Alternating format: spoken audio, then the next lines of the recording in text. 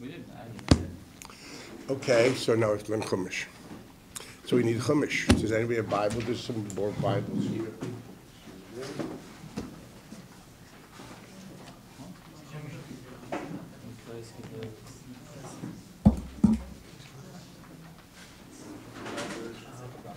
Two more, whoever wants to share with somebody. Obviously, you all know about that.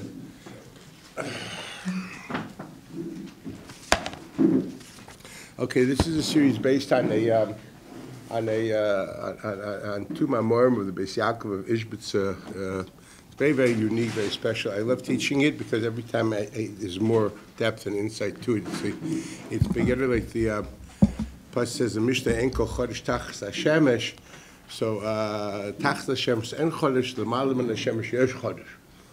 What's with L'Malam Hashemesh Yesh Chodesh? Something celestial. What does that mean? You say Nu Chedush Torah, brother. If they're Chodesh, that means they're not Torah. So what's meant to say it's Chodesh? There's this Rashi writes over there. It's a tinik, marshal ma'adav like a tinik, which is yoinik from its mother. Calls man shememashmish badad moitza batam. That's what he writes. Every time he gets into it, he finds another flavor. I don't really remember, so I can't say. But at least Rashi obviously knew it. So kach divrei Torah kol ma shememashmish boy moitza batam. So they understand from there the getter of chodesh is tam. Now that's probably the mucker for Chaim Volozhiner writing in Keser Rosh. Keser Rosh is in the back of Siddur Agra. There are Haggis of Chaim Volozhiner, which are written by some of his Talmidim. So he wrote, what is Chidusha Torah? It's not what you people think it is. Chidusha means to understand clarity. That's what it means. To understand things clearly. Because that's a very big Chiddush, because most people don't. Okay, so the idea for you to have a clear understanding, that's Chiddush Torah. That's what that's Be'itzim Chiddush Torah. Everything else, Tazov Shtiyot, Chaval Azman, don't waste your time. Just understand clearly, okay? That's Chiddush. And it comes from this Nekuda, called Mashem and Mashem by Moitze by time. He connects subjectively to the food in a way that he has a certain unique subjective flavor or taste. Okay, that's your taste in that Divrei Torah. So I always love this piece. I've been learn every year all over again, and every time I don't know why, I see other things or more things, so let's see what we can do. The question which was asked, which is really an interesting question, let's just start again, Perek Beis, just how it starts. So in Perek Beis, he starts, this is in the aftermath, after he explained the difference between Tselem and Demus, and he explained that Tselem, Elokim, if you remember, Tselem means that unique attribute of the human being that he's capable of what we call conceptual thought. The only reason God is interaction with the Homo sapien because he's capable of that, capable of conceptual thought. How else? In other words, I think I once mentioned functional thought. Know how to build a dam. The beavers do too, and he doesn't go to MIT. You know what I mean? How to swim upstream back to where it was spawned. The salmon knows and doesn't need ways, and that's a natural reality. That which is needed, God, the great designer of the evolutionary process, created a reality where everything has what it needs for its existence, for whatever existence was planned for it. Okay.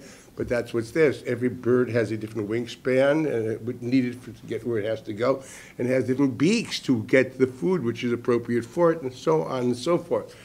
The Homo sapien, so therefore they actually are born quite ego b'yomi kori ego. They have the functional knowledge necessary. It's unbelievable.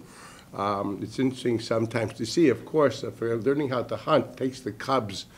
I don't mean the Chicago cubs, the cubs of a lion, a certain training process, but they have it basically there. It doesn't take more than a half a year, and they know how to do it. They actually win the series. They do well. So you have to understand. So we don't do that. We're vulnerable little animals. We have to actually go to spend years of schooling, training, college, and then who knows if you get a job. And then finally, you're going to build your bridge or write your program or whatever you're going to do. Okay, so it's interesting. So as far as the ma'asim shebechoyim of basic existence, it seems to be that the animal. That's what the Gemara says. Yutush kadmecha. Don't be haughty. The mosquitoes obviously precedes you. It's much more developed than you. The only thing that you have that the animal doesn't have is the capability of conceptual thought and even formulating it in conceptual ideas. I'm sure that animals feel what's good and what's bad, because they know something's harmful. It's a bad sensation. They run away from it. Something which is pleasurable, they will get close to it. I mean, shen b'shus harabim is halana also. It means it's driven for hana. It's a pleasure-seeking animal, and it's a distance itself to a certain extent with its knowledge from distance. I think that nature, God, or whatever the design has created, that it has basic instincts of what to distance itself from. Okay. Once again, I think actually more than man. But I don't think it can conceptualize. We have no proof that it can conceptualize it into an idea. This is good, this is bad. There's a basic intuitive reality of running away from. But actually, it's very nice. Halavai, we should have that with mitzvahs and ma'asim tovim. Maybe life would be much more easier. Just automatically do the right thing and distance yourself from the wrong thing. I think we create that through our conceptual thinking and training ourselves to develop that type of idea. But it comes from our thinking, from our value system. As you have a mental value system, animals don't have that. They have emotions. I think it was described how I was witness to a mourning ceremony of elephants. It was unbelievable in Kruger Park. They were much mourning. They were the matriarch there. The mother there is the gavra. The schorim are they're just around. They're the shamoshim. It's like in chess. You understand? The schoim run around. The queen is the one that's type for smokim. Okay. It's in the animal kingdom. It's that way. It's interesting. The lion, he's like the koilnik with the strymel, and he sits there and waits for the bald, literally a chassidish lady, the bald lioness, to go and get the parnasa. She's the hunter. As it's Dorten, and he's Shevet Levi. You understand? He sits with the strymel Dorten, and he waits for his meal. And then he gives them shirayim. I don't know if you know. If you don't know now, you do.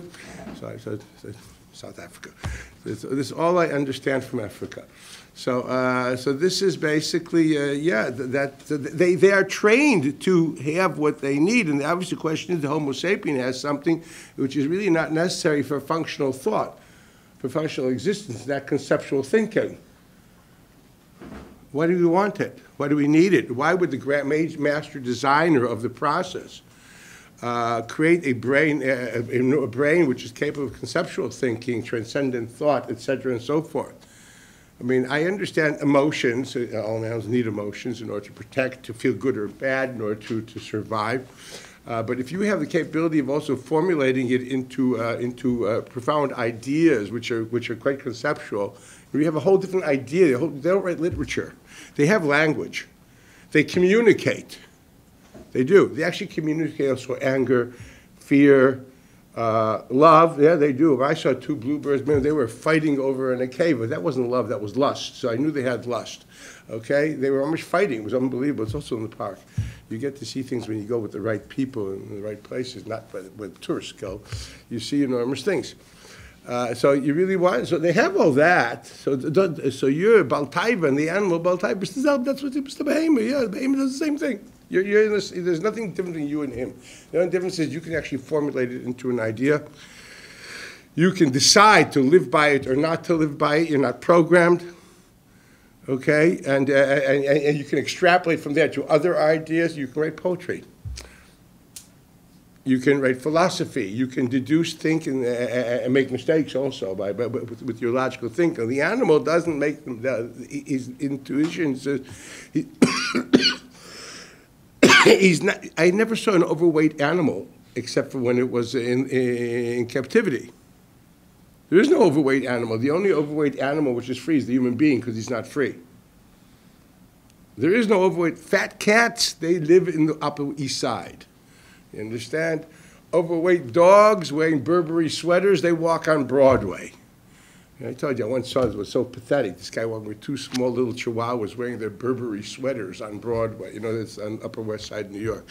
I mean, I don't buy a Burberry sweater. Okay, maybe you can buy it in China, you know, for $2. But a real Burberry, what am I crazy for the dumb little twin chihuahuas? You know, okay. That was the Eleanor Rigby. They're very, very lonely people. They have to pamper their dogs. I understand that. I mamish understand when I sing All the Lonely People, I think of them. So, but at the end of the day, Homo sapien has that, and the question, what for? You must come to the conclusion that for whatever life the Homo sapien has to have, he needs that.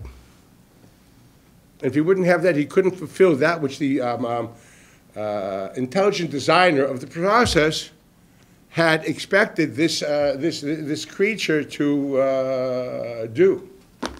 I mean, I know what a woodpecker's for, tick, tick, tick, tick, tick, making holes in trees, okay? I understand different animals. I know what a dung beetle is for in the Serengeti, collects the dung into balls, and he's like a vacuum cleaner. If you know anything that's happening, it's unbelievable. Or the Chachmas HaKadosh Baruch Hu in the Teva.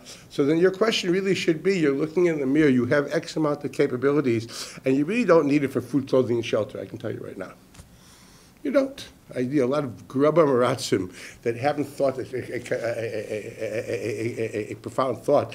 Miyoim hivoldam va'ad zibulabas, right? So all they think is how to cut a deal with chulu. They never thought, they're not actually bothered with Aristotle's ideas and whether Planck was right or wrong. They're not even not sure who Einstein was. They think he was Jewish. He had something to do with Hiroshima. But their knowledge of physics is the knowledge of a behemoth chai v'oiv. You understand? So what are we talking about? So most people, you know, they're rednecks. They live in Tallahassee, Florida. They drink beer and get happy at Super Bowl Sunday. This has nothing to do with conceptual thought. And, you know, bowling, you know, they don't play golf. They don't drink single malt. Or they're Balatai, they live in Muncie with single malts. That's something else. Yeah, maybe you're smiling, so yeah, we're going to talk about that too. It's aus the Zel Bezach, you understand? At the end of the day, they're not using that part of their brain. It clearly means to say that they're not justifying their existence. It's a nice way of saying about tashkas on their mother's morning sickness and their waste of space, about tashkas on the oxygen. We need to keep the balance of the of Earth, you know. Maybe we should do culling of Homo sapien. It won't sound terrible. They cull animals, you know what I mean? Too many elephants are not good. So maybe people don't think, now this sounds like terrible, but it's a joking aside, but at the end of the day, it's a demand. It means you are there for intelligence. And that's what the Rambam writes, and also the Ramban, that's what's called Tzelem Elokim. And it's because of that Adam, God spoke to man and commands man, because he can understand it, he can comprehend. That's why it says in the first in the pasuk, when man was created, miyad, it says vayitzav, God commanded him. It doesn't say vayitzav to the animal. It says vayivorech to the animal, pru avu milus ha'oretz. There's a bracha to the animal, but vayitzav is ha'odom lemar. The first idea by commandment is to man, it's to Homo sapien. The Rambam brings this raya. We're going to read it in 2 minutes. Pointing out that part of the tzuras ha'odom includes that relationship of a tzivui. Tzivui is not just do it. Tzivui is a connection between a mitzvah through a tzivui. There's a connection between the commanded, vis-a-vis the commandment. Okay, a certain dialectic relationship has happened here. There's a relationship between two. That is not found when I bless you. I can bless you like standing on har. Usually I don't like going to graves. When I'm in Tzfat, I'm going to go to every caver over there. You can spend the whole day. Stand on top, say, hey guys, good afternoon. My name is Mendel. My mom's name is Miriam. If you can do anything for me, I'll be very happy, and then I go back. Okay, so that's, so then, and I covered Tzfat. Okay, so I mean, do it that way, you can read more, okay? Just you look at 100 graves that go to everybody's kvetching. Say, hi, guy. If you hear, so you can hear from on top. If you can't hear, we'll talk to you when you're there. If you're hard of hearing, who cares about you? Okay? So I'm just saying, so it's an approach. That's what you're going to be running and get out of there within 2 minutes, okay? Yeah, okay, I think that's the way to do it. Not very Heimish, but I think it's very Hamish. It makes sense. Okay, anyway, getting back to the board. So if that's the case, here's the question that was asked. If that's true, that the idea of formulating ideas, the concept of good or bad, only happened to man after he rebelled, and before he was less than animal. Now, what does it mean he was less than animal? Here's something which is interesting. Let's read the Lashon. Go to the second paragraph. Amar Makshe, Nirami Pshat. Oh, God, well, you guys have something else. Yeah, Amar Makshe, you're in 1, 2, 3, 4, 5, 6, 7th line, 4th word. Amar Makshe. The person who asked me this question said, Near Ami Pshata Katuv, it would seem to be from the Pashas of the Psukim Ki HaKavanah Rishonah Ba'adam, the initial intent of man, Sheyeh Kashar Balei Chaim, should be like all other animals, L'lo Seichel V'lo Tfunah, without intelligence or wisdom. Now let's understand that means. Obviously, the animal also discerns between good and bad. It means it discerns between the value of good and bad, the formulated concept of good and bad. The animal does not live. He experiences good and bad. He reacts to it immediately. A little child which can't conceptualize that, you put him next to a fire, he put his finger there, and then he will know not to be there. If you give him something sweet, he will know to yap, yap, yap to get it again. That's called, he can experience it and react naturally, intuitively to the experience. That doesn't mean he can formulate, this is good for me, and therefore this is bad for me, therefore. That intelligent reality of not just reacting intuitively, but understanding this is this, and therefore I will, that they don't formulate. They're not thinkers. So he says, it seems to be they were like animals. They lived with intuition, but they did not have the capability of, shall we say, of a cerebral intelligence of even that. There was no conceptual thought. The idea of good is a concept.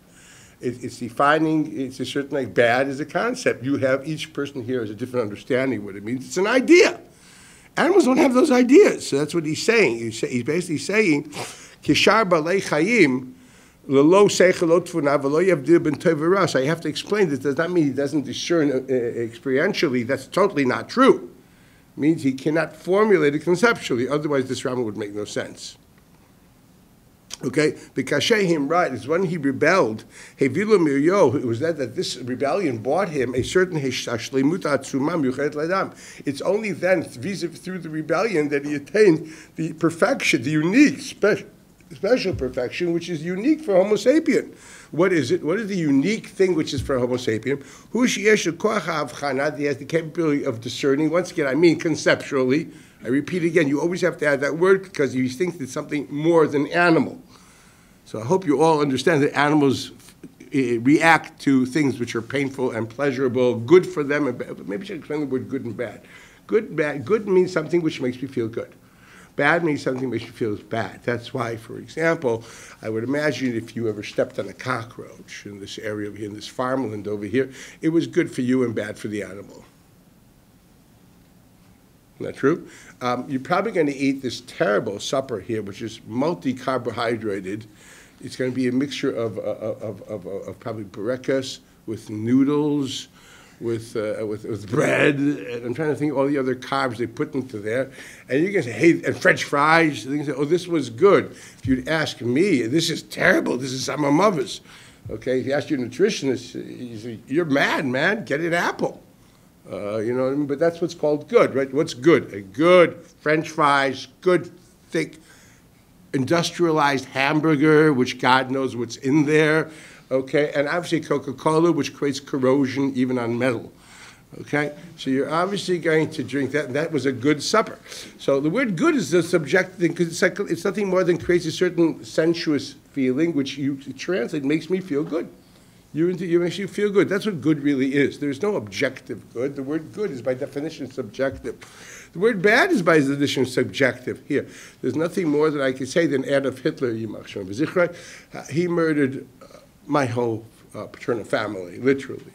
12 uncles and aunts, my brother, grandparents, the whole spiel. Okay, my father was Mamish Udin Mutsumesh, the only one of a whole family. I only have my father had 4th cousins that were left. Okay, did Hitler think he was doing something good? He thought he was redeeming the world. He really did. I read him. I read Mein Kampf. Okay, he really thought he was saving the world because the world is basically infected with the Judeo-Christian sickness called morality, which now empowers the meek, and is against the natural course of science should be, which normally it is the meek should go down and the strong should survive, like in the jungle, like anywhere. And he felt this was a perversion of the natural state of man. He was actually doing them a favor. Fact of the matter is that no one said anything about it.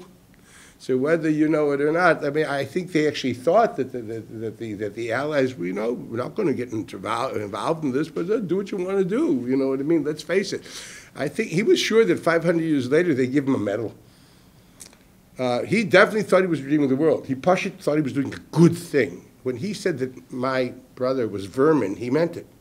He did. He meant it. He meant it. He wasn't lying. He was telling a truth, his subjective understanding of reality. He was redeeming the world from the Shylocks and so on and so forth. I mean, Christianity was doing it the whole time. The Crusades, what were they doing? They were slaughtering us like it's going out of style. I mean, there were many. The scale of the Holocaust was unbelievable. But the fact that we were massively murdered through generations through the Christian Church, are we kidding? I mean, it's terrible. No, did anybody say there's saints of people who murdered us? They made them. It became a Rabbi Tzaddik. They were beautified and became, they go to their kibbutz to say hi, etc. They have a yahrzeit. They do a yahrzeit suda. They have rebbes. They have a, Rabbi Tzaddik. So a saint is a Rabbi Tzaddik. They have yahrzeit sudas. I don't know if you look at your calendar in America. There's Mr. X's day, Mr. Y's day. They have it like Beimer. They have Remer Belanesh. They have the same thing. No difference between this grave hopping here and the grave hopping there. It's all the same idea. And I understand why Talmudic Judaism is slightly different. But yeah, is anybody, do you think there's anything bad? Adayom Hazeh, they're called Kedoshim. Adayom, the Thomas of York, is a charge which they murdered all of York because they said that this kid was killed by the Jews for the Pesach. God Almighty, in other words, there's still a person beautified and sainted because he was killed b'mesiras nefesh because the Jews killed him. Officially, they don't believe it. The answer is they do believe it. Otherwise, they should mafkias kedusha, paka kedusha minei. I don't understand. Hadait to the Rabbanim Kaddish. That's never push it. So let's understand. So is it good to kill Jews? I don't think so. But enormous segments of society, Western society, do think so. Adolf Hitler definitely thought so. He was doing a great thing for the world. I mean, let's be honest about this. Here, the General Secretary of the UN, which was President of Austria, Kurt Waldheim, was an SS officer. Oh, he's one that didn't know. Give me a break, we all know what happened in Austria. So there it says, yeah, gesundheit. Slach lanu, mechal lanu, kapar lanu, because the world thinks they did something good. They definitely thought they did something good. Let's understand this in the honest truth. Now, I don't go back there. I don't go to Poland. I don't go to Lithuania. I don't go back there. I don't do these heritage things. I don't even know how anybody can, but go. Whatever it be. I don't go there. Too much death in my eyes. I still live that. So is this good or bad? Terrible for me. I imagine terrible for any Jew, okay? Not terrible and good for multiples of people at the time. Let's be honest about it. Today, there's a certain, and things have changed also in the Western world for what happened right after the war, slowly but surely. Again, the skinheads are running around Europe, etc. They just had a Jew beat up in the middle of Borough Park. Was it yesterday or the day before? It's there again, slowly but surely. So I'm trying to say so good and bad are subjective terms. There's nothing more than describing something that makes me feel good that makes you feel good, bad and good. So bad and good are totally social convention, nothing more than that. It's what we collectively feel is good, what we collectively feel is bad. It's like beauty. So you're saying that there is no objective truth? There's no objective You wouldn't know about it. I didn't say truth, I said good and bad. I never said the word truth here. There's objective truth. 1 and 1 is 2 is an objective reality. Whether it's good or bad highly depends whether it's 1 million that I owe the tax man or 1 million that I profit of a deal. That's good or bad, okay? But it is too, whether I like it or not, okay? You understand? Is the earth round? If I would say it's good, will you say, I say it is round, you will say that's good. What would I tell you? Irrelevant, okay? It's like someone tells me the shear was nice. Totally irrelevant. Question is whether it's true or not. Nice, your wife should be nice. Totally irrelevant. It's irrelevant. It's like saying 1 and 1 is 2 is nice. an idiot. You know what I mean? The reaction is basically you don't understand truth. It made you feel good. A self-centered idiot. Okay, you're not connected to the idea for itself. It gave you pleasure. That's what I care about. Couldn't care less. Take a massage. You know what I mean? Versteh nicht. I mean, it's other emes or sheker. It's very simple. שזה יפה, לא רלוונטי. פשוט לא רלוונטי. When I have people that, oh, Rabbi, that was brilliant. How do you know my IQ? It's brilliant. Do you know my IQ? Should I tell it to you? So no, brilliant means it was enjoyable in England. When I say brilliant, it means enjoyable in England. Why would I care? תותי לא מעניין אותי אם נהנית או לא נהנתה. השאלה שלי אם זה נכון או לא נכון. Do you also have ingrown toenails? I don't know. You want to tell about your pleasures? Do you enjoy French fries? I mean, it's totally irrelevant. I find the language is so shallow that it's beyond, in my ideas, it's quite contemptuous. But once again, when you're trained to think in a certain way, it goes that way. But it's irrelevant. But that's how people speak. But it is irrelevant. So good and bad are totally describing your subjective reaction to something. True or false is a reaction between a source and a derivative. Is the derivative synchronized with its source?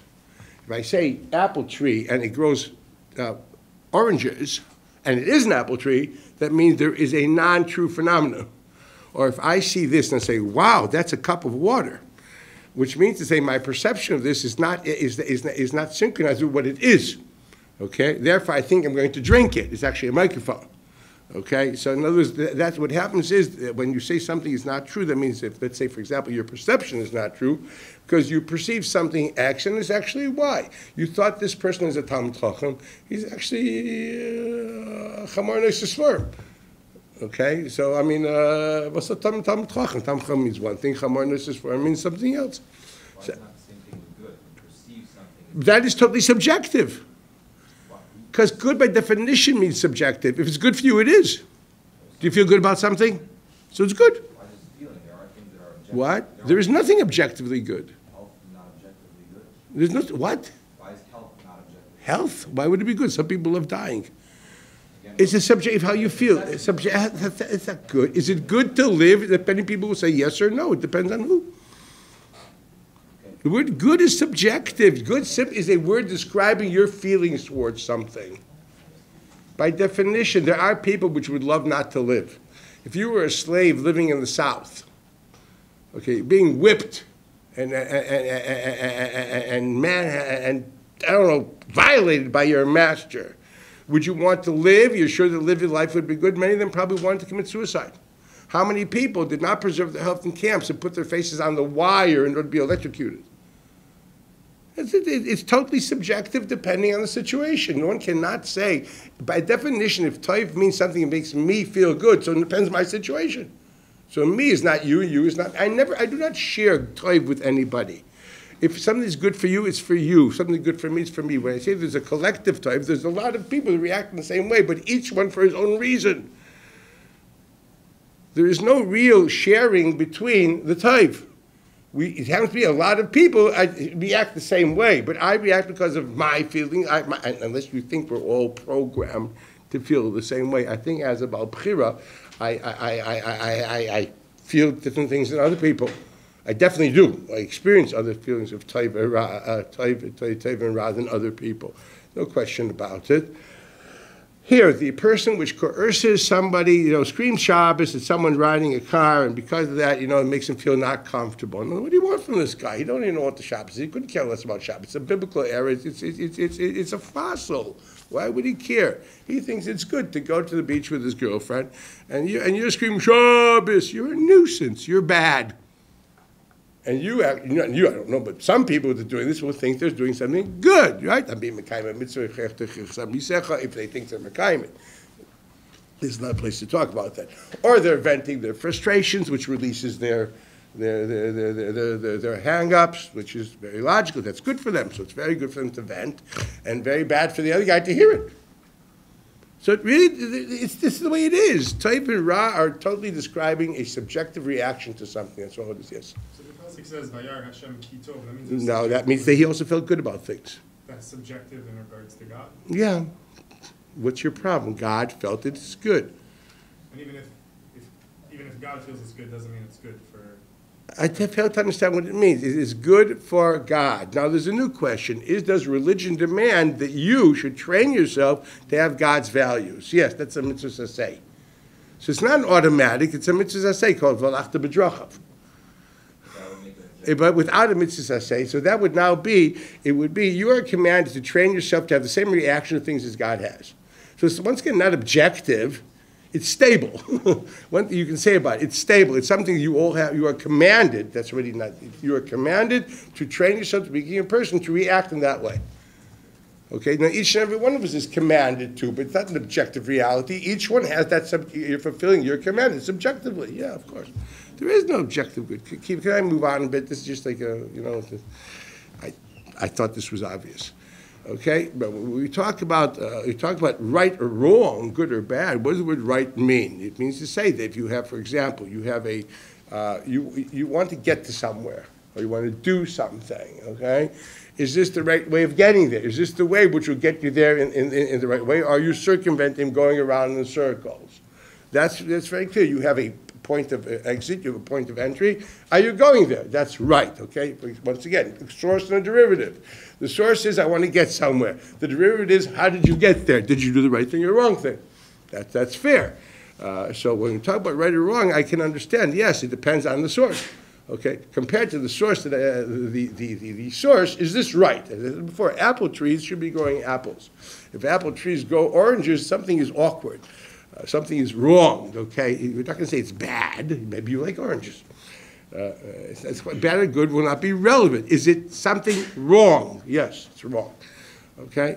The Gemara is there for understanding it in the correct way. When someone understands it in a shallow way, that's wrong. Does it make me feel bad? Yeah, to a certain extent. It's when I come to a stage I couldn't care less anymore, because what do I expect from this chimpanzee? So I don't feel bad. I just feel compassion. I feel passion. Okay? That's not feeling, I don't feel bad. I feel passionate. I feel Nebuchadnezzar, you're such a nice boy. Why? You said it's a pity. You just didn't. Long way to go. But yeah, that's something else. That's not a feel. But sometimes I feel when someone that I care about, that I expect something from, and he says something which is like, woo, off the charts, I get angry. Right? I mean, I get violent. I mean, my Rebbe used to slap me, pull my tie. He says, I told you once. He said, "You're saying lashon hara and my mother here? Toises is my mother. How can you say this shtusim? It's lashon hara." Okay, he had a reaction of bad. He felt like almost disgust when he heard that. So I can understand that. So that's a kal gadol. So now we know so far, but both of them are conceptual. You can conceptualize your reaction of severa. You can conceptualize right and wrong. Okay, now but experiencing it is something else. Now it would seem to be that animals can't conceptualize either. At the most, they experience it and react to it. That's what he means. It doesn't have sveichel v'tvuna. So then he asked this great question. He says, is it possible that we can only, after rebellion, attain the shleimus ha'atzuba miyuchedes l'adam, that capability of transcendent thought, that big part of your brain, which you should be using for conceptual ideas, which is unique for man. He adds two words. This is our essence. This justifies your existence. Not using this, your chosser and your mahus. This is what he followed up what he said before. This is your tzelem elokim.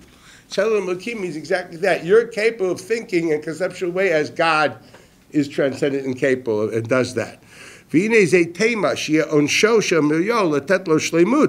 Shelo hayalo v'hu sechel. No, sechel, once again, he knew how to tie his shoes. Sechel means, again, doesn't mean functional sechel, because animals have functional sechel.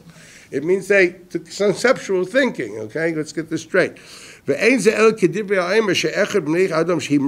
like you would say that a person which had rebelled, and he sinned abundantly. Then he was taken by the great Creator. This is very Aristotelian. The Rambam actually believed that the celestial bodies had very, very profound, intelligent thought that we don't have. That was based totally on Aristotelian, on Greek ideas, which we know now is totally not accurate. You can ask Neil Armstrong if he spoke to the moon when he stepped on it. There's no reason to think that that's true today. Okay, that's something we'll talk about later. The Rambam himself describes in Nebukhin, Cheli Beis and Dalet, that the Chazal had no Kabbalah on astronomy at all, period. There was a Kabbalah on astronomy, but we lost it. Everything we know about astronomy today, even Shmuel Yarchino, was all we knew from the Persians and the Greeks. Very mefurish. All the science found in Chazal are not with great respect to all the Cherem writers, and the black-bounded book writers, all the science we know in Chazal, the Rambam himself writes, is not from is not Kabbalah Messinai. It's reflecting the knowledge of the mumchim, the cutting edge of science, quote unquote, at the time. Now, if you can understand what was science at the time of the Rambam, figure it out. It's nothing close to what you call science today, and that'd be almost an understatement. They still believed in I don't know, cutting off chickens' heads and doing things like that. Look at this gulas in Chazal. Look at the different things there. You have to take that into account. That's why I hope no one tries to solve the thing. Well, actually, one thing I found in the Rajba, which is true today.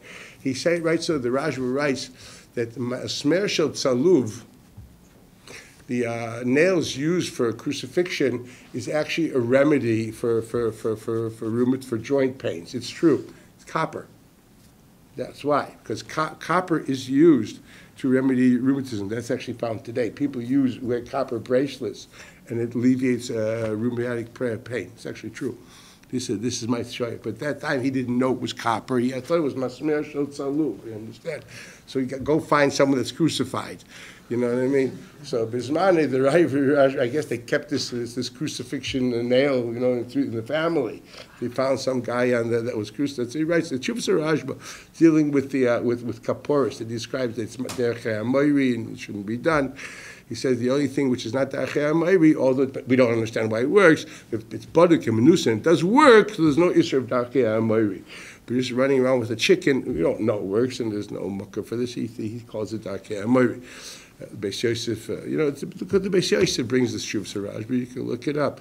And the minig many people do this, right? You go to the chickens, and if you're pregnant, you take two of them, a hen and a rooster. It's a ganze chasen. Okay, you know, a person should keep. It's an old minig. It's a minig which developed during the time of the Goyim. The minig was like it wasn't that way. During the time of the Goyim, they used to take some kind of a vegetable, fill it with earth, roll it over your head, zek kaparasi, and throw it in the river. Look at the Rishonim bring this. This is old. When did it become to chickens? I don't know. That's very much later. Chickens came in later. I guess they didn't like the earth. They moved into the chickens. One would like to do a study of how it developed. I don't know, but you understand. Once you understand, that's how it went. So I think Stucca probably is the wisest. Oh, it would be good to get rid of him or bad. He left. You see. Came back. Well, why are you hitting him? You should be good. Or did you actually? Oh, that's it. They come and they like them spin. Yeah.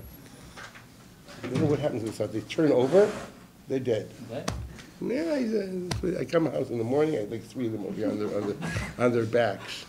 Like yeshiva bachas forgot to wake up. Okay. Okay, so this is the question asked: how could it possibly be that you became like the super intelligent, like the sky, like the star in heaven? Very beautiful. The Rambam says I basically embellished the question. This is the intent of the questioner, but he didn't exactly ask it this way. It's a nice way of saying, you know, for Taish and for Bashert. He translated and embellished to make the question sound the way it is. Please heed, listen to what we're about to say. So here I'm going to, first before we go further, I want to open up a Chumash, and I'm going to add color to this before we go to the question. If you open up the Chumash, we all know that in the Shemos of HaKadosh Baruch Hu, There's a certain person which has a big sheet on this across the Tanakh, Professor Mordechai Breuer. I don't know if you ever heard of him or read about him. He has brilliant books on Bereshis, on Moedim. Once again, he has a certain idea as to, usually once you have one idea, but you keep on using it the whole time, it gets, come on, relax, that's lav daf, but sometimes they're brilliant. So Mordechai Breuer, I tell you what he writes, but I can forget, the approach I'm going to use is similar but different, because what I'm coming from is based from primary sources, okay? It's as follows. The Shem Yud Kei Vav Kei, what does it mean? So I can tell you Shitas Rishonim. The Rambam himself writes, Yud Kei Vav Kei, he has no translation, but it's the name of God in essence. So Rambam writes somewhere in Nebukkim. He says, we don't know what it means. It's literally. So we have no clue of the etymology. That's what he writes. But it's the name of God in essence, not describing God in interaction, not the God of. For example, that's why, which is, you'll find there's no shiyuch, there's no yud nun vav to the yud kei vav kei. By Elokim, Elokeinu, Elokechem. We don't have that shiyuch, that owning, connecting to yud kei vav kei. Because you don't have a direct relationship with yud kei vav kei. Yud kei vav kei, as expressed in a certain mode of behavior, he interacts with you. You have no clue of the essence of God. You'd have to be God to understand its essence. You don't even have any clue of what makes him want anything. You only know what he wants. But you have no clue why he wants. Okay? You have no clue of why he wanted you to be or why he wanted the world to be. It's impossible to know. Because that is a will, the will of creation preceded creation, therefore preceded the idea of ideas. It preceded the concept of chachma. So a reason which is not in the world of chachma, how can you ask for it? Is that when I say why, I mean what is the logical reason? Logic is a created form of thought. It's called a proportionate relationship between a cause and effect. Okay? Well, I hate to say it, there is no proportionate relationship between infinity and finite. And that's God, which is infinity, which is the cause, and the effect is finite. So the ultimate creation is basically the illogical phenomenon. Therefore, to ask for a logical reason for illogical phenomenon runs between oxymoronic or just moronic. Take your pick. Okay. The steerman whoever asks you, there's a chlushe, you say rekoyechem u'ute seichel. It's a pun on the Gemara in Makkos. Okay, so basically that's not a question to be asked. So that it makes no sense. It makes no sense to ask the question. I would say it's not logical to ask that question. That would be to ask that question shows that you're not a logical thinker. Why did God create Chachma? Don't know, but there is no why. Okay, the whole creation is illogical. It's a infinity which expresses itself in finite, which basically is not proportionate. I can go more about that, but this is not the place at the time. We're not doing that at the moment. That's another prokim in Nebukkim. So I do know one thing. According to Rama, Yud Kei Vav Kei means it's the source of the essential God, which expresses himself in multiple things. What does Elohim mean? So Elohim, the Rambam himself writes at the beginning of this parak, means master, governor, supreme, powerful. I think you called almighty. Mighty, right, might. Bala kochas kulam. That's why it's a name shared to judges, princes, angels, God. Yeah, the judge is mighty. It's a Rashi and Sanhedrin. Elohim, Lashon Sorora, V'Rabbanus. Okay, so that's why you have Elohim Achirim. They're lords. Malachim are called Elohim. Read by Shimshon. His father Menach says he saw Epnei Elohim and we're alive. He didn't see God. Elohim means the master, the great important one. Who's that? Good old angel. Okay, so you're talking about you see the name of Elohim. That's what it means. Okay, so you have to understand. So if that's the case, so Elohim is God expressing himself in might and creativity. Actually, might to be very specific. Elohim is understood as the idea of taking infinity and constricting it into forms. So one would say creating a finite, by giving form or limitations, is basically Elohim. That's what it's doing. It's the mighty God of creating finite out of from infinity. What you call koach hatzimtzum, capability of constriction. The constriction of things is called Elohim. That's why Elohim is b'gematria teva. Nature is basically, you see the God of nature. What do you see? You see massive energy which are constricted in different forms. They're constricted into different forms. It's the same basic primary matter, which is constricted into different forms. It's a Ramban. The Ramban writes this in the beginning of Parshas Bereshis. So Ramban writes that Bereshis bar Elokim is the Shamayim v'Sa'aretz. Shamayim means the primary matter from which he created all these celestial realities, what you would call ruchnius, or whatever that means to people, because I don't say ruchnius because people think that means emotions. And emotions have nothing to do with ruchnius. They have to do with your nervous system. That's gashmius. As I once said, there is no such thing as soul-stirring music. There is nervous system-stirring music. I do not know that a soul stirs, okay? I had a student once in Ishmat. She passed away. She was a sailor. You know, she lived in San Francisco. She was the old Amaligat Zayton, you know. She was like old from the days of Haight-Ashbury. So I once said something in class. He says, Rabbi, that can't be true. He says, Joni, why? My soul tells me so. Joni, do you talk to it often? Does it speak French? Does it cry? No, it means I feel that way. So why do you invoke the soul? Forget the soul. You mean your nervous system, you don't feel comfortable with what I'm saying. That's okay. I don't mind people who don't feel comfortable with what I say. I do that the whole time. Okay? You mean I've stirred your comfort zone. Then I agree.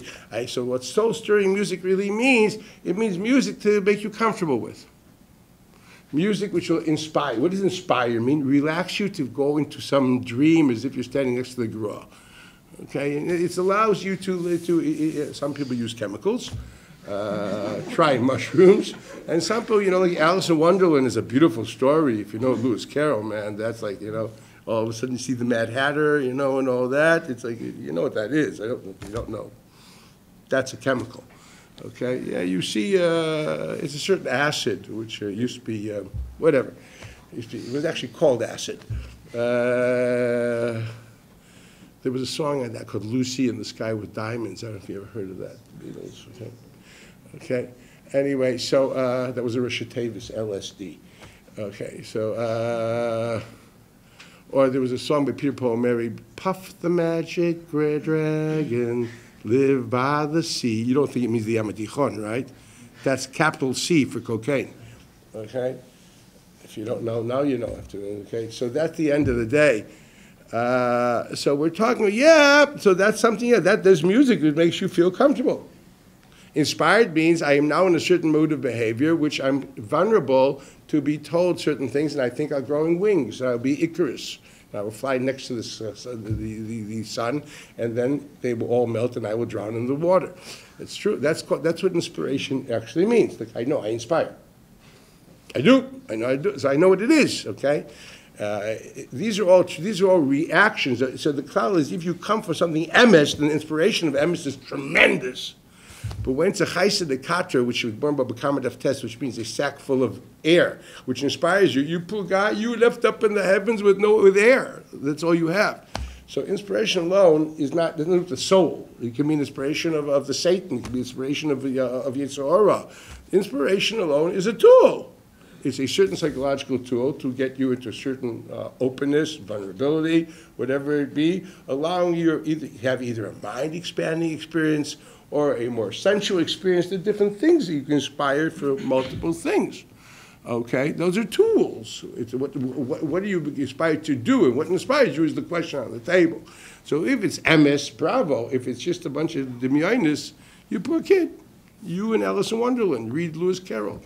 It's all the same thing. You're going to a party. So one has to understand, so when we talk about Yud-Kei, Vav-Kei, we're talking about the essential God. Elokim means to say, no, Elokim means we constrict forms. The Bria. The Bria is called Elokim. He took primary matter. I said before, Shemaim is the Chomer from which God created this celestial reality. What does Oretz mean? The primary matter from which God created all of your tangible material worlds. And then that's what he did on the first day. The rest of the days he was like a cookie cutter, making forms into that primary matter.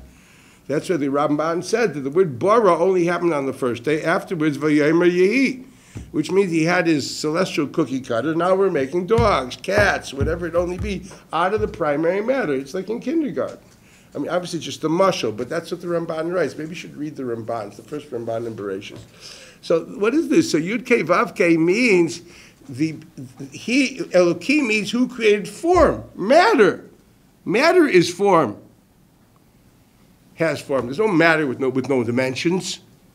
For goodness sakes. Ayin Magid Mishnah Shabbos by Ksutamech L'Shura. Right? Remember that? It's unfortunate Magid Mishnah Shabbos. Perikid Zayin on that. That's another portion. So Yud Kei Vav Kei, according to our means the essential God. Elokim is the God of creating form. Mighty, colorful form, multiple forms, multiple constrictions, multiple. It's also called the one who constricts your behavior. Your master. The judge. Also form, constricting. What does chayk mean? Chayk means a certain form of behavior. That's why you also have regular amount of food that you need. It's called lechem chuki. It doesn't mean your law, legal food. Hatrifeni lechem chuki, the food which I need in my normative life. Okay, the idea of creating norms, constrictions, boundaries, norms of behavior. Ze amur liot ragil. Ze nikra chok. Okay, so you understand this is basically Elokim. So now the interesting thing is that in the Chumash, we find that until Sheni, literally, until Elatil L'Shmayim V'Ot Bi Baram B'Yom Asas Hashem Elokim Shemayim V'Sa'aretz, which is the first two psukim of Perek Beis, if I'm not mistaken. Basically, God is called Elokim. Yet, when in Perek Beis, which starts telling a whole new story, what does the pasuk say when it says? I'll do the pasuk according to Ramban. Bereshit, in the very beginning, bara Elokim, God created Shemayim V'Aretz, two primary matters. And that primary matter was a eulic matter, therefore it was chaotic, had no form. That's Toyu V'Voyu V'Choshech, etc. Talking about the four basic elements that she understands, going back once again to Aristotelian science. Okay, four basic elements which are in a form which he calls a eulic matter, chomer hiuli. I'm not going to elaborate on that here at the moment, but first read it, and then if you want, after have a teach you that Ramban Be'iyun, I can do that, but not now. Okay, it was matter without form. It was it's what we're looking for in physics. We want to know the primary matter, the Big Bang, all these great accelerators in Switzerland. I can tell you what it is. It's called Ritzayin Hashem, Dvar Hashem. Go find Dvar Hashem in Switzerland. Okay? Maybe. You never know. So at the end of the day, that's primary matter. Okay? And then God afterwards takes primary matter and gives it form. That's the 6 days. Okay? I want you to understand that. That's Elokim. Now, that's what happened for 6 days. And then what's ended? What ended is the stage was set. Now, did God create this for the stage, or is it just props for history? All this is props for history. The whole world was created is a prop of history. Read Rambam in the Agdam of the Mishnah. Ultimately, for Homo sapien to come,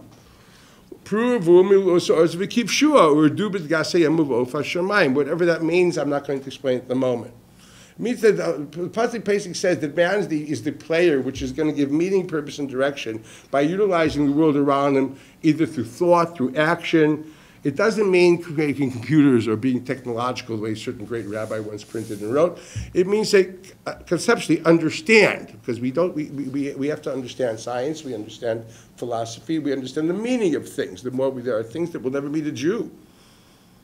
There's unbelievable things found, a man doesn't know about them on the seabed or in the Amazons, etc. But you can conceptualize, understand. If you understand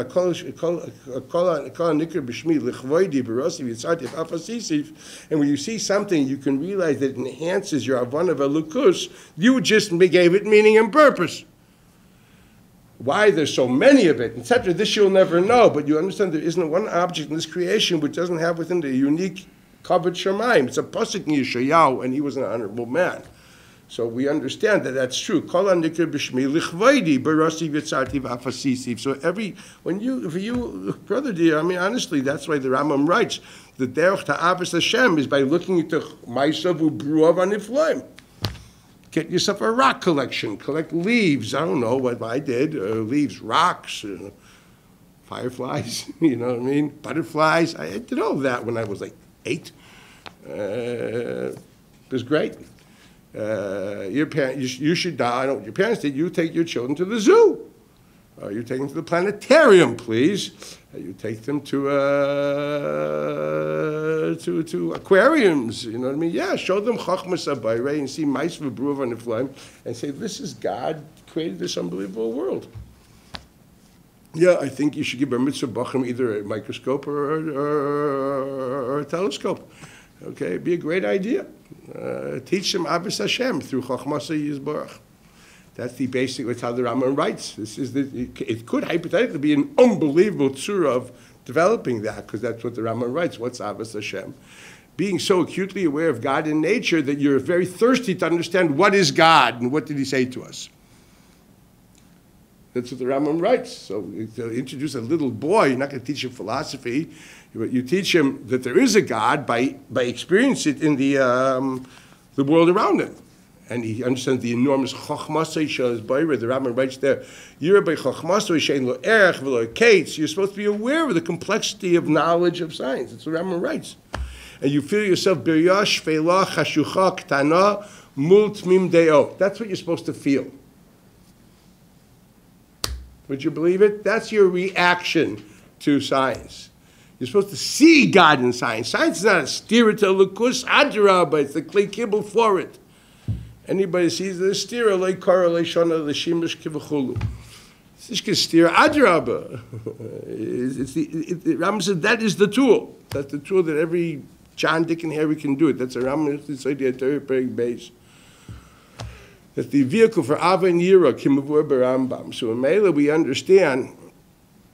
So this is what this is for. Ela told the Shemayim v'Oretz is telling the story of what happened on Shemayim v'Oretz. This is the beginning introducing man. And all of a sudden we have a story that beforehand we said the stage was there. Actually it was there, but it wasn't totally full. We waited for man, for rain to come, and then all the potential would come into realization. That's the first part. The grass did not, it said, desha, right, that's true. That's the broad prop. But what really happened factually, yes, it was all prepared. When did it come up with man? Why? So Rashi writes, as he brought down the Medrash, there's no person which is makir b'tivasin shel kshamim u'mevakesh aleim. You're living here in Etzisro, that's an important Rashi.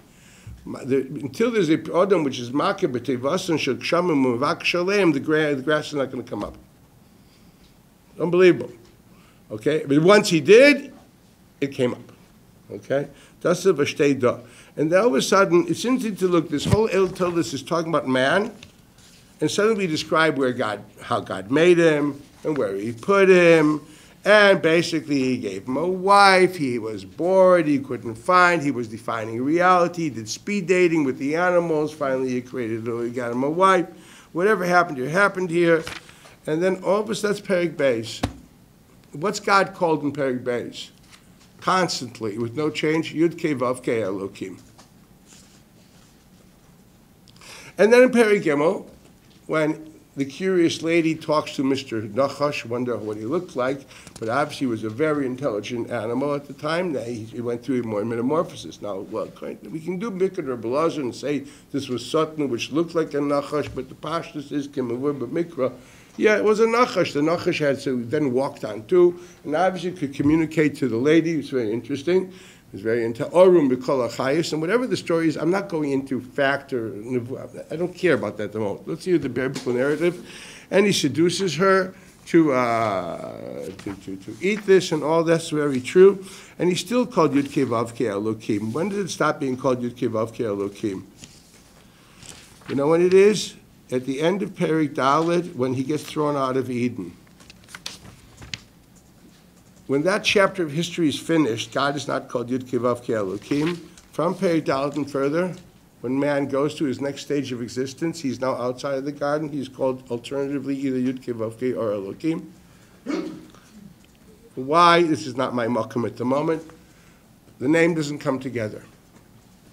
It's only together in Eden when man was originally created until his expulsion. At that point in time, further, it does later meet. It only meets in very rare places. It meets only when we discuss our fundamental beliefs. Shema Yisrael, Havaya Elokeinu, Havaya Echad. That's Yud-Kei Vav-Kei Elokim. V'yadat hayem v'shavosel v'avecha, we're talking about Matan Torah. Ki Havaya hu Elokim, b'shamayim mal, v'lo'ez v'tachas ein oid. Atar Eisa Ladas, also talking about Matan Torah. Ki Havaya hu Elokim, b'shamayim mal, etc. Yes, that's true. And when the Jews had to reconfirm their commitment to God on Mount Carmel, they had, at the time, Achav had killed, if you recall, hundreds and hundreds of prophets. Hundreds and hundreds of prophets. There were hundreds that were actually saved. Avadia hid them, if you recall, in your Tanakh. That's the famous widow with the two sons that didn't have what to pay for the fellow that was in debt, and the debtor was going to sell the sons, and they had the miracle of the oil, making a lot of oil of all the flats in the courtyard. That's a famous Haftarah. Okay, so that was her husband had over 100 prophets in two caves. He was feeding them. That was the debt. But there were prophets, but no one was open. They were hidden. Okay, he had slaughtered endlessly. So Leo comes and says, "I'm the only one left." It means I'm the only one on the public stage. Just understand, there are others, but they're not recorded. Okay, that's before in Gemara. Okay, so we know there were other prophets, but their nevuah was not hutzurcha l'dayros. So therefore, there's no reason for us to record them. Okay, the only nevuah which is written for us in the Kisvei HaKodesh, nevuah shehutzurcha l'dayros. It's the Gemara at the end of the Megillah. So what did Eliyahu do? You probably all know the famous story that him and the Kohenei Abal, he bought all the Kohenei Abal there. They built two mizbachos, and so to speak, they cried all day that Baal should send them fire. Nothing happened. He ridiculed them. If you just read that parak, he rubbed it in, and then he says, "Okay, boys, what else is new?" And then he poured water on it, and a cloud came, and bingo, fire came. I don't know who was doing conductor for lightning. Whatever it was an unbelievable miracle. And everyone said, "Havayu hu Elokim, Havayu Elokim," and that's what you scream every Motzi Yom Kippur. That the Knesset Bris again. It's we had messed up the bris of Sinai. We were over Avodah Zarah. Now we went back into the bris, so we said once again, "Havayu Elokim." That's what you said. You say it 7 times, basically saying this idea is internalized into all my 7 midos. So to speak, when you scream it, don't scream it. You actually think it. That actually every aspect of you, every fiber of you somehow feels, believes, reacts to this. So the Havayu hu Elokim, Yud-Kei Vav-Kei is Elokim. So that's what it is. If you look carefully, Yud-Kei Vav-Kei Elokim is the story of the perfect life in Eden, and then it's the foundation of our faith, but actually we don't experience it. We don't experience it. These upsurges of Shema Yisrael, when you actually really think of it seriously. Otherwise, basically, what does this mean? Now, we know that the Ramban writes, Mefurish, Noiche Hashem Elokecha, so the Ramban writes, that's called Kabbalas Ol Malchus Shemayim, to believe that Yud-Kei Vav-Kei is Elokim. So if you want to become Kabbalas Ol Malchus Shemayim, it's somehow to contemplate the Yud-Kei Vav-Kei Elokim and take yourself back on in a space capsule back to Adam and Eden. So I don't know what you do there when after they finish the bracha into the what they think for 2 minutes, someone pauses until you say Shema, you scream loud and clear. Okay? Well, you're actually supposed to be trying to contemplate where you're holding in the idea of Yud-Kei Vav-Kei Elokim. To what extent is it real for you? And to that extent, you're the Makabel Ol Malchus Shemayim. That actually was supposed to be the meditation of all Rosh Hashanah and Yom Kippur. That's Malchus. Kabbalas Ol Malchus. For sure, Ramban. Maybe you should learn the Ramban in Yisrael. The Ramban, this is Kabbalas Ol Malchus Shemayim. Anoichi Havaya Elokecha. Same thing. Okay, that's called Kabbalas Ol Malchus Shemayim. Actually, it's brought down Mefurish also in the Ramban. You can read it also. Look, the Rambam says it similarly in Mitzvahs Asay Beis. On the mitzvah of Yichud Elokim, it's the second mitzvah where he describes this is Anoichi Hashem Elokecha, this is Kabbalas Ol Malchus Shemayim. The Rambam say for a mitzvah, so you can read that too. I mean, so far the Makarim are accurate. So this is two. So we know one thing. We know there's Yud-Kei Vav-Kei, essential God, according to Rambam. I'm going to leave with that. There are other interpretations. But at the end of the day, it means the essential God, which is the source of all. Let's leave it at that. Then I will say, there's another interpretation of Yud Kei Vav Kei, which many of the G'dailim Kabbalim really hatcheted the Rambam. That's the truth. I can talk about the Gra, or Chaim Volozhiner, or David Luria, the Leshem, that whole base medrash, they hatcheted the Rambam on this, because they said God in essence is not even an idea form. You only know what it is and you know what it is. How could it have a name? A name is a description. In the world of essential God, there is no descriptions, there's no words, there's no ideas. There's no such thing as a Shem Etzem for HaKadosh Baruch Hu. They discuss when is there a Shem Etzem, only when God already begins the process of creation, where there is God in somewhat of a finite form, even the highest level of finite, which we call Atzilus, there it's descriptive. Because once the Ein Sof is mitztam same, a tzimtzum has a description. But you need some kind of a tzimtzum to have a description. A name is a description. Therefore, the Eitayne, when the Medrash says, Kodim shenivra olam hayahu shmoya gadol bilvad, it doesn't mean before the beginning of the process of creation. It means that process of creation called Bria. We know that the creation went into four processes, Atzilut, Bria, Yitzira, and Asiyah. Those who learned Tanya with me once would know that. I'm not going to explain it now. But that's what the Gra writes, and the Reb Chaim writes, and the Radal writes, and the Leshem writes, that it means Kodim shenivra olam, before Bria, when there was still Atzilut, emanation of God, which was already God, I would say, of the interactive persona. The original state of creation where infinity created with itself an interactive persona. Chachma, Bina, Das, Chesed, Gvur, Teferet, Netzach, Yisayt, Malchus, those midos of HaKadosh Baruch Hu started by God emanating from within himself a creative interactive persona. Now that creative interactive persona then practically created, and basically interacted. But in the original state of Atzilut, there's no I, thou. There's just God, but God in a certain form. God, when I say form, I mean conceptual form. There's now an interactive persona. It has Chochmah, it has Bina, it has Das. Those are Kalim, those are vessels of which the infinite now expresses itself into finite forms. A world of ideas, and ideas of finite form. So you must understand that's when that's Kodim shenivra olam, there was Hu Shmei Levadi, but before Atzilus there wasn't even that. So what does it mean, Yud Kei Vav Kei? So basically, the Gemara writes in Nichlas Kriyashma, I mentioned it in the Shira last month, it means Kayam Muchlot, the absolute existent, referring to Rambam Hilchos Yisodei HaTorah Perek Aleph Halach Aleph and Beis. Mean to say he's an existent, not existent because of something, therefore there's no reason, there's no beginning to him and no end to him. You, my friends, are only exist because of a certain reason. Should the reason stop being, you will stop being. The laws of science exist because of a certain reason, called the will of God. Should God choose not to continue willing the will of the laws of science, the laws of science will not exist. Therefore, that which keeps you together in a certain form, as opposed to molecules or whatever it be, would cease to exist, and you would not be. You exist because you exist within the context of laws of science. Why do you think, for one's sake, do you really think that this form has to be? I mean, for goodness sake, the matter of this and this is the same, for goodness sake, just different forms of the same matter. So, and what keeps it together, this form? Nalakir, Ritzoyna Yisborach. Okay? And that's how we say, Mechash B'tuva B'choyim Tamid Ma'asav V'Reishis, that God constantly wills the laws of science, and this, the whole creation and its form is constantly willed and wanted. Anyway, God doesn't have to destroy the world. God has to stop wanting it. It's as simple as that.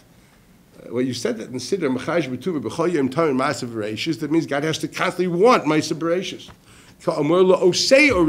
You don't say Sha'asa Orim Dolim, you say Oseh Shav Orim Dolim, Kilo Lam Chasto. These are things which Pasha, I think I elaborated upon it last year, so I can roll through this. I just want to get for people who weren't here last year, I have to put this in the box.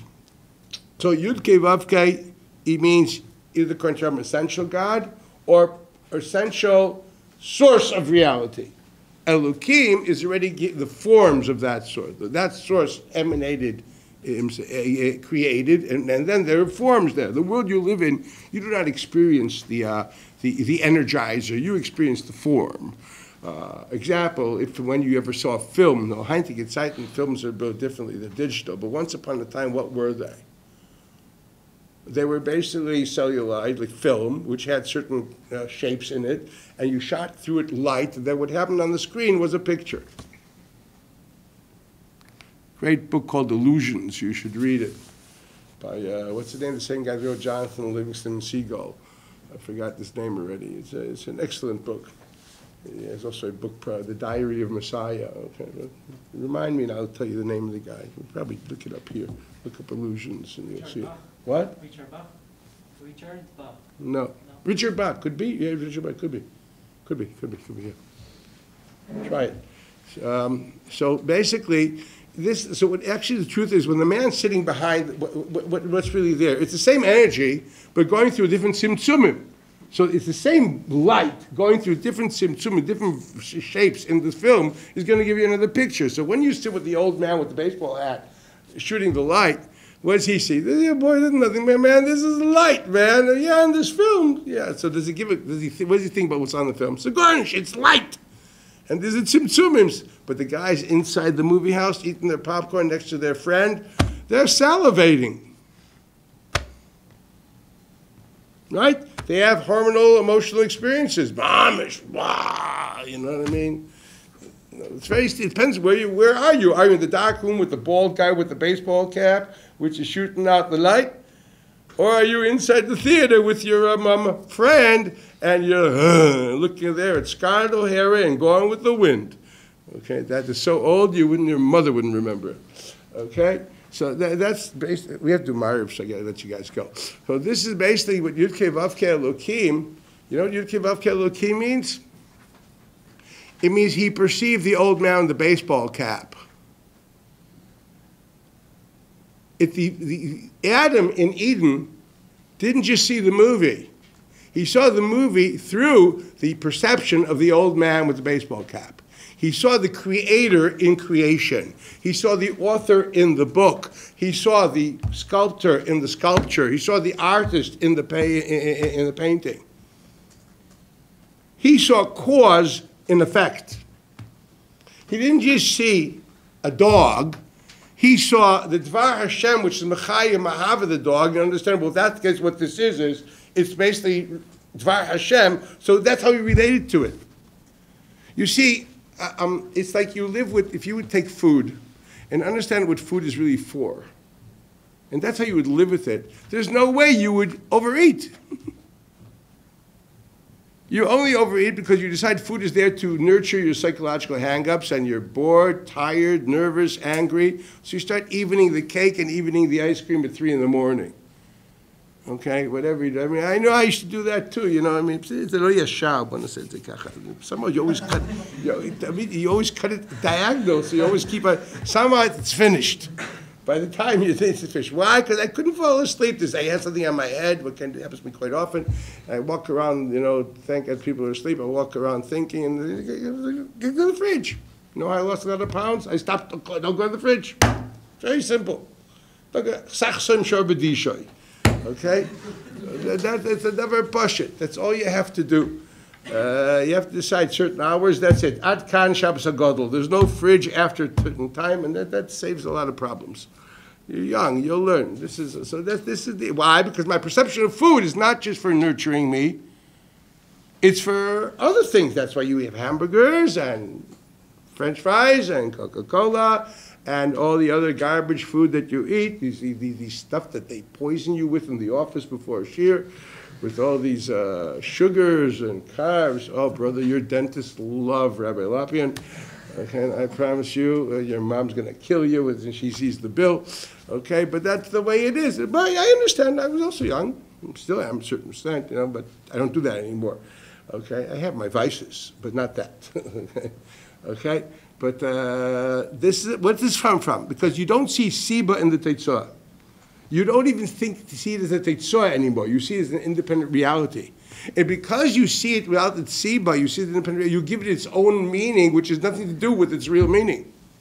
So you're going to look at a piece of something, which really, this is for purpose A. You're going to forget its purpose, see it independent of its purpose, and give it its own meaning, which may be totally opposite of what its real purpose is. And that's what you do constantly. Because you don't see the Yud Kei Vav Kei in Elokim. You don't even see Elokim. You see chocolate cake. Okay? But even if you're a profound thing, you'd see Elokim, you wouldn't see Sibas Elokim. You wouldn't say Yud-Kei Vav-Kei Elokim. Adam Rishon saw the multiple reality of Seifa Eilim Bad Seifa. Lashon Agmar, Adam Rishon Ayam Seifa Eilim Bad Seifa. It does not mean that he saw the Chinese drinking tea. It means he saw the multiple dimensions of reality. The typical Navi sees Mitabur ha'oretz va'ad kisei ha'kavod. You know how much information that is? Mitabur ha'oretz va'ad kisei ha'kavod. That's what he sees. And Adam Rishon was more than that. So that's what you're talking about, Yud-Kei Vav-Kei Elokim. That's the perception of reality that he saw. Now, you want to look at the Perik Beis, Perik Gimel, there's only twice that there's no Yud-Kei Vav-Kei Elokim there. Once, when the serpent introduces himself to Eve, B, when Eve is in dialogue with him. And those two psukim, all of a sudden, they cut away the Yud-Kei Vav-Kei from Elokim. A new perception of reality is introduced by serpent to Eve. Forget the source. I'm not saying don't be religious. Think Elokim. But forget the Yud-Kei Vav-Kei. Tazov et hasiba. Once you used to walk away from the siba, you think what they saw, so there's subjective interpretation. Once you've walked away from reason, you just have the din without the reason behind it. You have your subjective interpretations, and then you do what you want with it. And that's the downfall of man, which we will continue next week.